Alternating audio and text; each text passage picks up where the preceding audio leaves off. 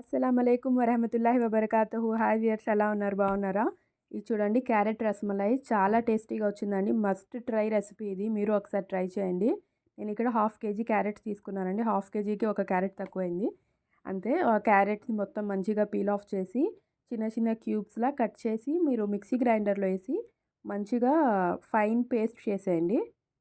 మంచిగా పేస్ట్ అయిపోవాలి, అందులో ఏమీ ముక్కలు రాకుండా. అందులో పేస్ట్ చేసినప్పుడు 2 ఇలాచీ, ఒక కప్పు నేను చూపిస్తున్నాను చూడండి, ఈ కప్పుతో మిల్క్ యాడ్ చేయండి. మిల్క్ యాడ్ చేసి మొత్తం మంచిగా ఫైన్గా పేస్ట్ చేసేయండి.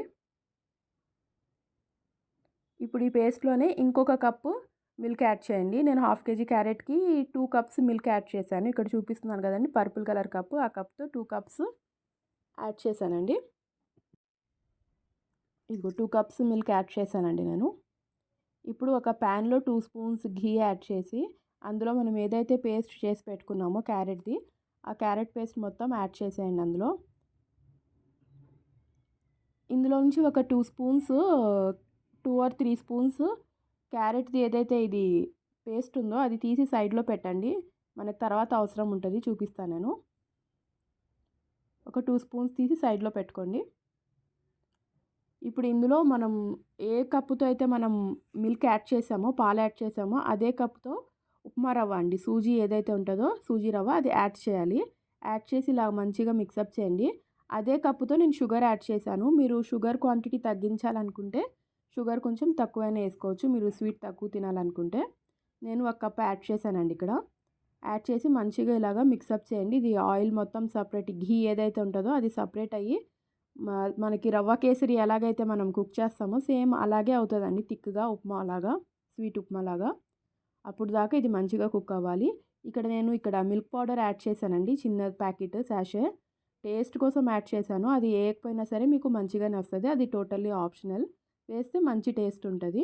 ఇప్పుడు ఇది నార్మల్ టెంపరేచర్ వచ్చినాక ఇలాగ చేతికి కొంచెం ఘీ పెట్టుకొని ఇలాగా మంచిగా గులాబ్ జామున్ ఎలా అయితే చేసుకుంటామో సేమ్ అలాగా ఈజీగా అయిపోతాయండి. రౌండ్ షేప్లో చేసుకోండి,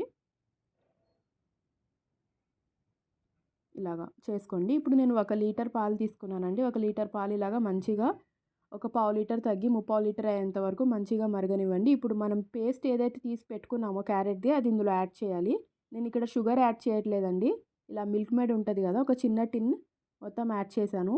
మీరు కావాలంటే హాఫ్ టిన్ యాడ్ చేసి ఇంకొంచెం షుగర్ యాడ్ చేయొచ్చు. నాకు స్వీట్నెస్ సరిపోయిందండి ఆ టిన్ యాడ్ చేస్తే. ఇక్కడ కస్టర్డ్ పౌడర్ ఏదైతే ఉంటుందో కస్టర్డ్ పౌడర్ని మనం థిక్నెస్ కోసం వాడుతున్నాము. ఇందులో ఒక 3 ఇలాచీస్ కూడా యాడ్ చేయండి. కస్టర్డ్ పౌడర్ ఒక 2 స్పూన్స్ కస్టర్డ్ పౌడర్ని 2 స్పూన్స్ మిల్క్లో కలిపి సైడ్లో పెట్టండి. ఇలాగా ఇది మిల్క్ బాయిల్ అవుతున్నప్పుడు సైడ్స్లో ఇలాగ అంచులు తగులుతుంటాయి కదా, అది కూడా తీసి ఇందులోనే యాడ్ చేస్తూ చేస్తే మంచిగా థిక్గా మంచి రబ్డీ కన్సిస్టెన్సీ వస్తుంది. ఇది మంచిగా రన్నీ కాకుండా కొంచెం థిక్ అవుతుంది అనమాట ఇది. ఇప్పుడు ఇందులో ఈ కస్టర్డ్ ఏదైతే ఉందో ఆ కస్టర్డ్ని యాడ్ చేసి మీడియం టు హై ఫ్లేమ్లో పెట్టి మంచిగా బాయిల్ అవ్వనివ్వండి. ఇలాగా చూసారా, ముందు దానికన్నా ఇప్పుడు కొంచెం థిక్ అయింది ఇది. ఇప్పుడు ఇందులో డ్రై ఫ్రూట్స్, నేను ఇక్కడ కాజు బాదం యాడ్ చేశానండి. మీరు కావాలంటే ఇంకా ఏమైనా డ్రై ఫ్రూట్స్ యాడ్ చేయాలంటే యాడ్ చేయొచ్చు. ఇది ఇప్పుడు వేడిగా ఉంది కాబట్టి ఇలాగా ఉంది. కొంచెం ఫ్రిడ్జ్లో పెడతాం కదా మనం, ఫ్రిడ్జ్లో పెడితే ఇంకా థిక్ అవుతుందండి. సో ఇలా ఉన్నప్పుడే మనం ఇందులో స్టవ్ ఆఫ్ చేయకండి, ఇలాగే పెట్టండి. స్టవ్ పెట్టి ఇందులో మనం ఏదైతే అవి బాల్స్ చేసి పెట్టుకున్నామో ఆ బాల్స్ కూడా యాడ్ చేయండి ఇందులో.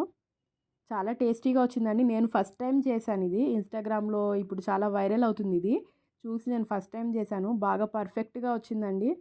ఏదో ఎప్పటి నుంచో చేస్తున్నట్టు మంచిగా వచ్చింది, అంత పర్ఫెక్ట్ రెసిపీ వచ్చింది. మీరు ఒకసారి ట్రై చేయండి, పిల్లలకైతే మస్త్ బాగా నచ్చుతుంది ఇది. ఇలాగ ఈ బాల్స్ అన్నీ ఇందులో వేసి మీరు స్టవ్ ఆఫ్ చేసేయండి. ఇంకా ఒకసారి మిక్సప్ చేసి స్టవ్ ఆఫ్ చేసేయండి. స్టవ్ ఆన్లో పెట్టకండి, స్టవ్ ఆన్లో పెడితే ఏమవుతుంది, ఇదంతా మళ్ళీ ఈ బాల్స్ అన్నీ ఇరిగిపోతాయి. ఆఫ్ చేసి ఇలాగ డిష్ అవుట్ చేసుకోండి. చాలా టేస్టీగా వచ్చిందండి. ఒక 1 అవర్ ఫ్రిడ్జ్లో పెట్టి తీస్తే చాలా మంచిగా ఇలాగ మంచిగా థిక్గా కూడా అవుతుంది, చాలా టేస్టీగా కూడా ఉంటుంది.